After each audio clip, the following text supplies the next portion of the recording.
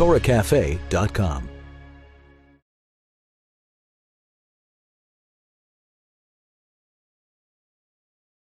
Tonight's topic is the Jewish approach to the paranormal.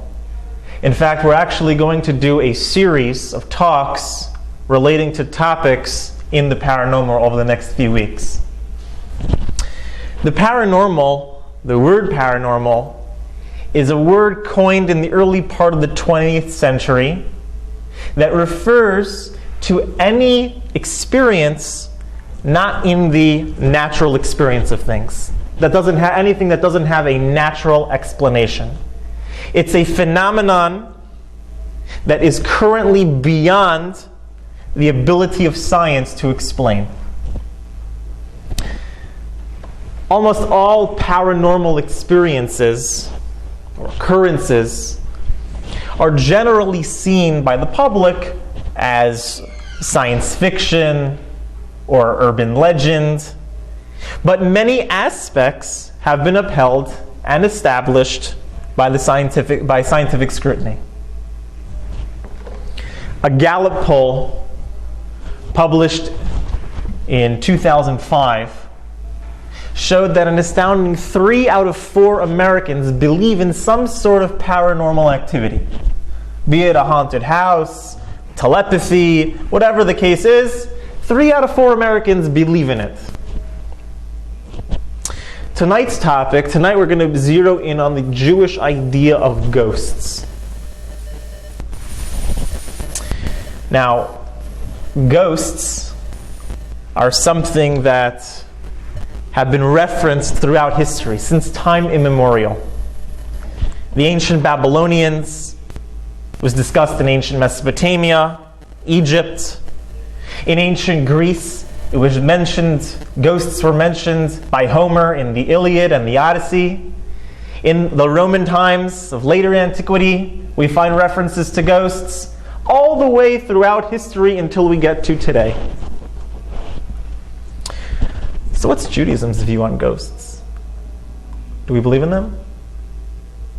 Does our belief in ghosts, does it have any symmetry to the way that society thinks of ghosts? It's like the white sheet people who make your curtain part and scare you. And it seems kind of interesting also that you come to a synagogue and you're talking about ghosts. Feels like kind of counterintuitive. Come to a synagogue, you talk about Judaism, you talk about things related to Jewish religion, Jewish thought, Jewish law. But ghosts, such a random topic, the paranormal, who would have thought? So ordinarily that might be the case. I've heard in the name of certain Gedolei Yisrael, certain contemporary Jewish sages, that actually encouraged not only the speaking about these topics, but also publishing books on these topics, because sometimes we as Americans, we as people, get so steeped in our material reality, get so hooked on our coarse physical existence that we forget about spirituality or other realms altogether. So at least, in a roundabout way, to get the inner machine going, thinking about something beyond the physical world. So they actually encourage speaking about the supernatural, the paranormal, ghosts, etc. We should know, and don't look over your shoulder, we should know that we happen to live in a very busy atmosphere. There's a lot going on, even in this room, that we're not always aware of. We know for a fact that going through this room right now, there's microscopic bacteria, there's radio and TV waves, there's cell phone and internet signals, and then there's spirits, and then there's souls. Many people, when they think about a soul, when they think about the human soul, they look at it almost in the opposite of the way that it really is. Most people think that we are our bodies, When I think about me, I think of my body. And I happen to possess a soul. I am a body that happens to possess a soul that enlivens me, my body. In truth, it's the exact opposite. Who's the real we? Who's the real me? Is a soul. The real me is a soul. And the real me was a soul created at the beginning of time. My soul happens to occupy a body. Our souls happen to occupy a body right now. But the real you, the real me, the real us is the soul. It's sort of like when an astronaut goes to outer space, they start floating around, they do their work on the space station, whatever they're doing, they need to put on a spacesuit. In order to function in that, to be exposed to those elements, they have to put on special equipment. They have to put on a special space suit. It works the same way when the soul comes down to this world. In order to be a part and influence physical reality, you need to don physical clothing. You have to put on the garb of a body in order to experience the physical world. You know, anyone ever attended a funeral before? Or anyone ever mourned a loved one knows that according to Jewish law, you're supposed to rip your garment. You tear your garment as a sign of mourning. Now, aside from a way of expressing grief, the deeper reason behind that is to remind us that what has been lost is only the body. Only the body has been torn away. Only the garment has been torn away. But the soul remains and the soul continues on.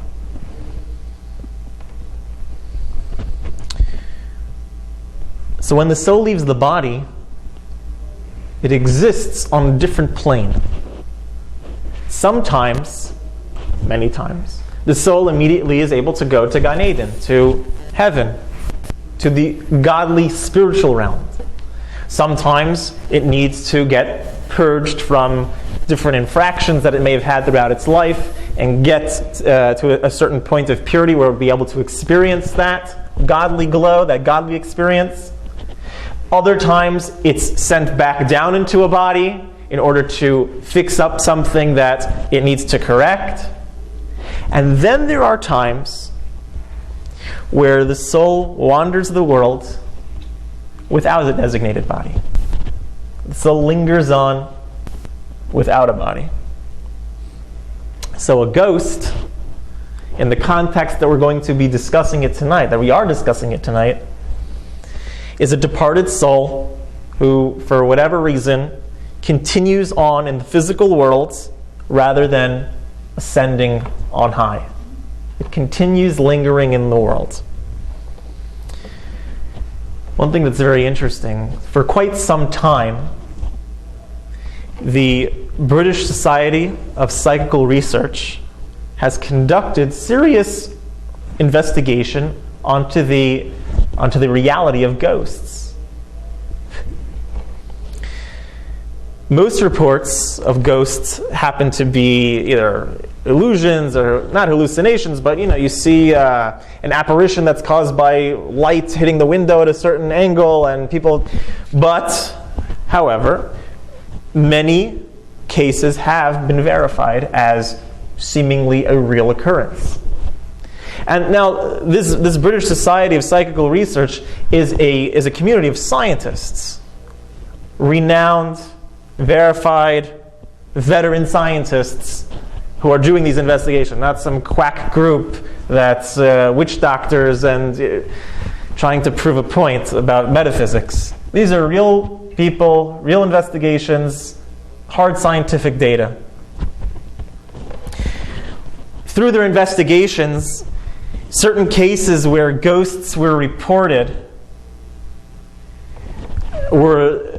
that ghosts were reported as the result of a certain sudden or tragic death of a person, for example.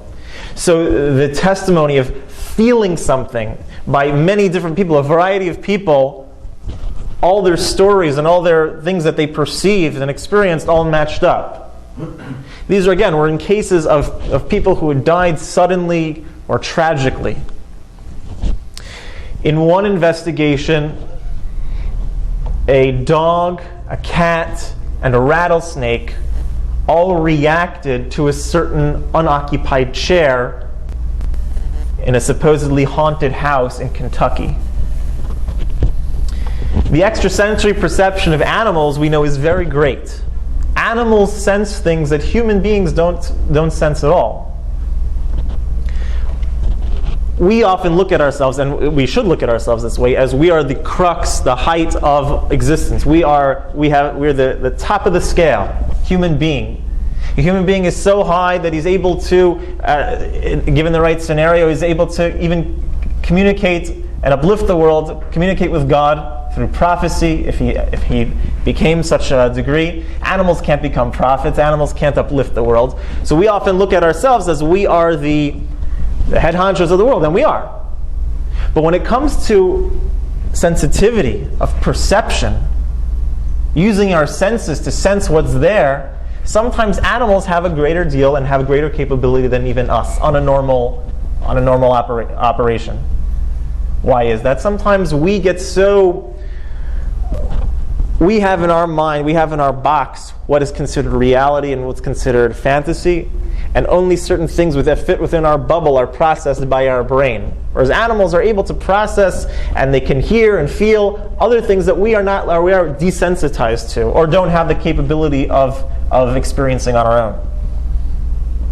Remember the tsunami last year in Japan? And the tsunami that happened also in Southeast Asia in 2004? There was reports that the animals were able to somehow, one way or another, sense that something was coming. They saw the animals behaving differently a few days before and going to different areas. We know that dogs have a remarkable sense of smell, that birds migrate based on celestial cues, and that bats are able to retrieve their food through using echoes. So there's no question that animals have an extra bit of sensory perception than human beings do. The truth is, it doesn't matter if animals recognize it through a sixth sense, an actual sixth sense that humans don't have, or whether it's just a heightened sense of awareness, that something that we do have, they just have a more sensitive to it. Whatever the case may be, they have been receptive to these spiritual apparitions that human beings sometimes weren't able to perceive right away. Feel the different vibration in the air, whatever the case was, animals were able to sense it sometimes where a human being couldn't. Sometimes when a human will experience, they'll go into a place that there is such a presence, they won't feel that there's another person in the room. They'll feel almost like there's a presence, or a certain tingly feeling, or whatever. But you know that feeling that you get where when someone's looking at you from behind, and you just kind of know someone's looking at you, and you turn around and there is someone looking at you? Where does that sense come from? Where does that sensitivity? So many people who have had this experience describe their experience with a ghostly apparition or a ghostly presence in a similar way. There seems to be validation in the writing of the Jewish mystics on some of the conclusions that this research team has made. There's works in Jewish literature that discuss, there is such an idea, that a sudden or tragic death hurls the soul, at least for a temporary amount of time, into a continued existence in this world. The premature death, so to speak, causes the bodiless soul to continue occupancy in this world, where it lingers and tries to accomplish the mission that it hasn't yet accomplished. The mission, it was set here for a certain mission. Its life was cut off tragically and suddenly, and it continues to perpetuate that goal of which it was sent here for initially. There is such an idea. There's also reference to being without a body, living in this world, as a certain form of punishment. The person comes down numerous times, numerous tries to correct different things, and after X amount of times aren't successful, that for a certain amount of time they have to go without a body. And they're constantly pursued, but the physical forces, the spiritual forces that they're interacting with help refine it and make it prepared to go enter the next world. So there is an idea that's expressed in certain texts about the guf dak, the ethereal body, that not only do you have a physical body, but you almost have like some sort of ethereal, spiritual image of you. What's interesting is that oftentimes people who have undergone near-death experiences, they describe their body during that time as that ethereal mass of energy in the form of their body. Perhaps this ethereal mass of energy, this massive body, is what people see when they have an apparition of a spiritual force or a ghost. There's a trace of the soul that always remains with the body. So it can be seen even scientifically that the hair continues to grow even after the person is buried, the nails continue to grow, cells continue to duplicate. Not for a long, long time after, but it continues to happen even after the person has passed. We all intrinsically realize, and it's very much a part of our tradition, that there's always a remnant of the soul that stays with the body. How many of us have gone to a cemetery to visit a loved one? Now, if we didn't believe that the essence, the soul, who the person really was, remained with them, we're just going to see their body, their headstone? No, we know that there is a certain connection, there's a certain spiritual force, aspect of the soul that always remains with those bodies, with our bodies. There's an ancient Jewish custom to even invite relatives who have passed to family celebrations that are coming. Person's getting married, for example. You invite great-grandma, even though great-grandma may no longer be among the living. Biblically, King Saul has an encounter with a ghost. King Saul disobeys the command of God regarding the war of the Amalekites. And the prophet Samuel, passes away as well. So all of King Saul's means of communication to the upper worlds through kosher means were cut off. So he has this war coming up with the Philistines, and he needs to get some advice that's beyond what his generals can tell him.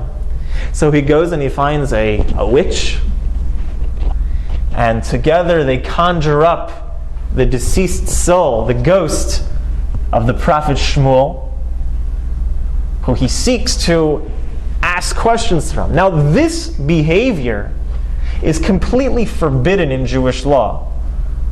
King Saul did the wrong thing. But it's forbidden, that doesn't mean that it's not true. The idea of conjuring up spirits and speaking to spirits, it's completely usher, it's completely not allowed, but there is such an idea. Such an idea does exist. So we don't participate in seances. We don't take out the old Ouija board and try and talk to whoever, conjuring up spirits. But the idea that the spirit lives on and that the spirit influences the world is very much a true thing.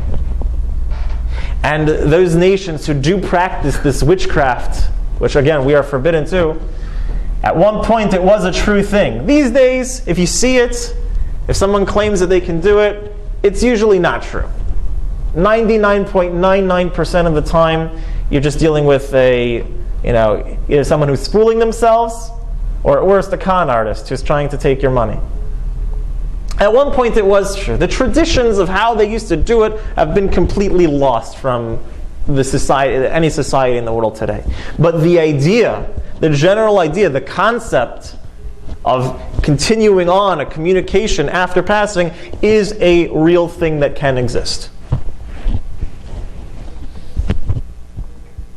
Anyone want to hear a ghost story? A ghost story from Jewish tradition. And in not so distant history. I feel like I should take a flashlight to my face with that. This is a beautiful story. Sometimes one who has passed can reveal himself in this world. And there are many different stories, even in Jewish context, of this taking place. Now, we don't believe, Jew has to be critical. Jew has to be analytical. We can't just accept any random story. Oh, look, I heard a story. We have to, if it comes from a valid person, a legitimate source, then we can consider, we believe it. But not just any random Joe who, decides they're going to publish their story in the newspaper, I saw a ghost. So it happens to be a very, very interesting story, witnessed firsthand by Rabbi Yosef Chaim Sonnenfeld. This story takes place in Hungary, the end of the 1800s, the end of the 19th century. This was when Rabbi Yosef Chaim was a student in the Ksav Sefer Yeshiva. The story goes as follows. There was a woman, she had a husband, but she took on a project. They took on the project together. The husband was a businessman, and the wife took on this project of researching, looking towards people who didn't have anybody to say Kaddish for them. She would organize it with their names and whatever. She'd get their information. And her and her husband together would pay the yeshiva, they would pay the boys in the yeshiva students, to make sure that someone was always saying Kaddish for these people, and that their soul should be able to experience the greatness of what it means to say Kaddish. They didn't have it. These are people, again, who they didn't have anyone to say Kaddish for them, and she arranged that they would have. They paid a certain sum of money, and these boys were able to continue saying it throughout the year. Now, came a point where the husband passed away, and he was the main provider in the family, and the wife fell on hard times.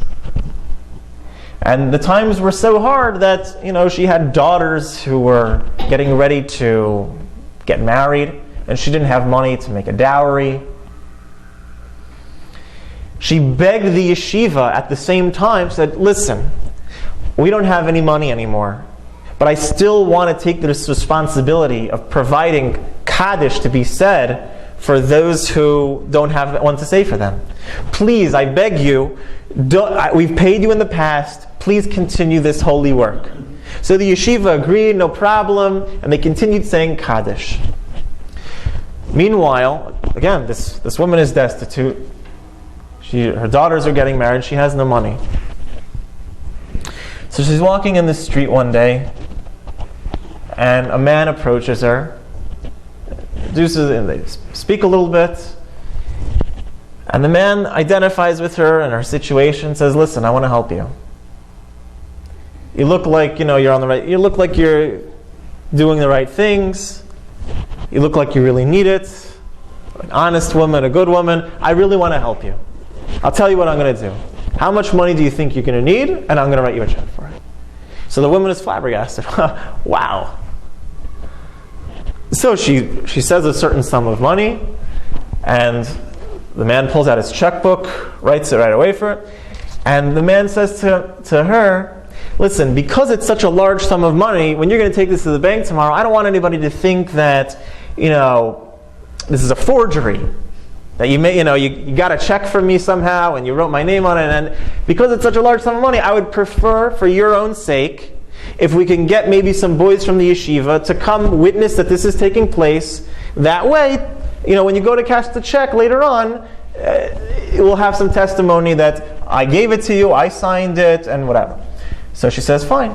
So they got two boys from the yeshiva. One of them was Rabbi Yosef Chaim Sonnenfeld. And they witness, they see, fine. So the next day, the woman goes to the bank. And she says, I'd like to cash this check. So the clerk at the bank looks at the check and it's like looking at her, and something's not adding up. So she brings it to the back the big boss. The boss is the president, he's the owner of the bank. And so he comes out and he says, come with me. Now, he thought that there's some sort of, funny business, some sort of forgery going on over here. Sit down in the office, said, excuse me, where did you get this check from? Said, I was walking down the street yesterday and a man came over to me and he said he wanted to help me and he just wrote me out this check. It was to help me.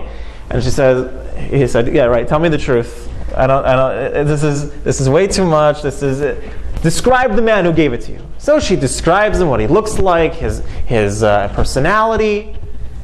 And she says, wait, I also have boys from the yeshiva who witnessed. The man was very concerned that no one was going to believe, and I have boys from the yeshiva who also witnessed the man give me the check.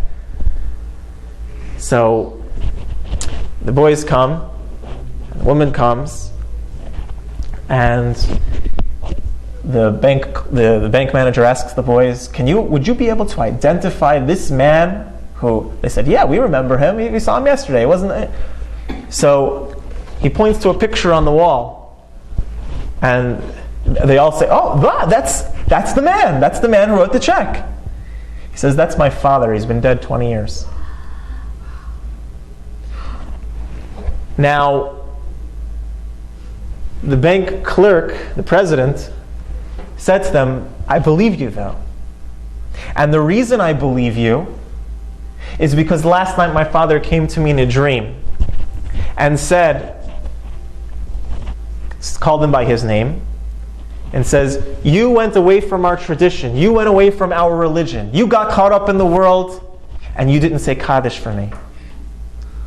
Every time that this woman organized that Kaddish be said, my soul was able to ascend in heaven. My soul was able to experience the bliss of what it means to have Kaddish said for it. Thanks to this woman, I was able to get where I need to go. I had to repay her. So I'm going to give her a check, and I need you to cash it. So he had his doubts. He had long since abandoned religion, but he cashed the check. He took from his own money, and he later became an observant Jew. Who wouldn't? In a much more recent times, I've told some of you in the past, I worked for Broward County Hospice.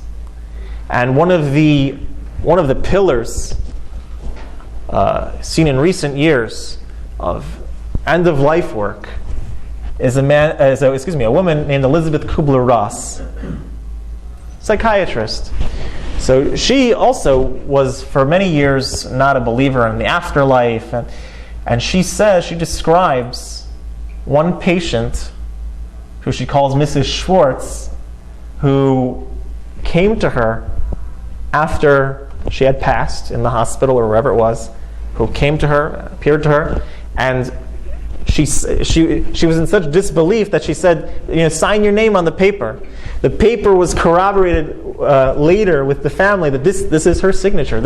She was really... So we see that there's more to the world than meets the eye. We see that there is an entire spiritual dimension, most of the time, which we're completely unaware of. The idea for us, what's the practical message we can take out of this idea of the soul and the spirits and ghosts? We have to do our best in life to be the best Jews that we can be. To do as many mitzvahs as we can do. Not to be so focused on the afterlife, but be focused on this life. What can I do? What more mitzvah can I do? But also to have in the back of our mind the awareness that there's more to life than meets the eye. This idea that there's more to life than meets the eye will motivate our spiritual pursuits. These facts, these stories, and there's a slew of stories. There's many other stories of righteous individuals, holy people coming back at a time that was needed, appearing even in a physical way to help somebody. So these are very real and very known and not that uncommon of occurrences. So with this added this added information, that there's more to life than meets the eye, let's take it in a practical sense and use it to enhance our spiritual pursuits.